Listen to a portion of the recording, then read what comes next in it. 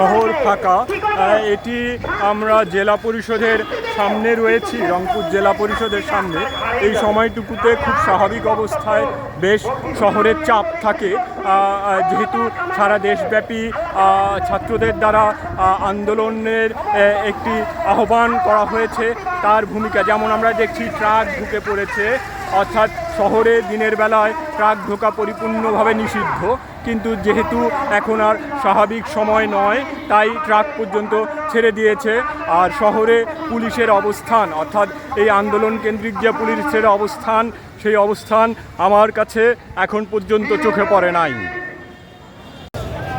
দর্শক আসসালামু আলাইকুম, আমি এই মুহূর্তে দাঁড়িয়ে আছি রংপুর পায়রা চত্বরে।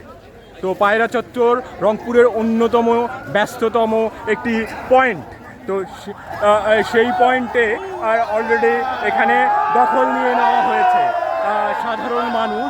এটি কোনো রাজনৈতিক সংগঠন না, আমি তাদের সঙ্গে কথা বলেছি, এটি কোনো রাজনৈতিক সংগঠন না। যেমন অ্যাম্বুলেন্স আসছে, তারা রাস্তা খুলে দিচ্ছে, বাট এখানে রাস্তা বন্ধ করে দেওয়া হয়েছে সর্বাগ্যে।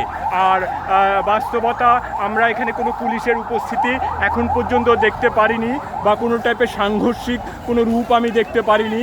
কিন্তু যেটাই হয়েছে সেটি হচ্ছে গিয়ে তারা বন্ধ করে অবস্থান নিয়েছেন। এটি হচ্ছে এখনকার এই অবস্থা। শহরের অলিগলিতে জীবনের তাড়নায় টুকটাক যাতায়াত রয়েছে, তবে প্রধান সড়কগুলো পরিপূর্ণভাবে অনেকটাই অকেজো হয়ে পড়েছে আর কি।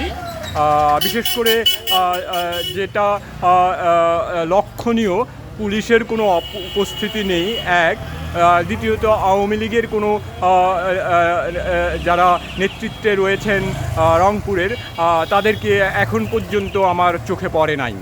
তো পরিপূর্ণভাবে এটি যদি বলা যায় যে, যেমন আমি যখন পায়রা চত্বরে কাজ করছিলাম তখন আমি জিজ্ঞাসা করছিলাম এটি কোন রাজনৈতিক দলের, তখন তারা বলছিল এটি কোনো রাজনৈতিক দল না, এটি পরিপূর্ণ সাধারণ মানুষের আন্দোলন। তো প্রকৃতপক্ষে এই আন্দোলনটা, যেই ছাত্র আন্দোলনটা ছিল, এই আন্দোলনের সঙ্গে এখন বিভিন্ন রাজনৈতিক দলগুলো যেভাবে জড়িয়ে পড়েছে, ঠিক তেমনিভাবে সাধারণ মানুষও নেমে পড়েছে মাঠে। দেখা যাক এই পরিস্থিতিতে কি হয়। ইনম ও Shahriar, staff reporter, Bangla FM।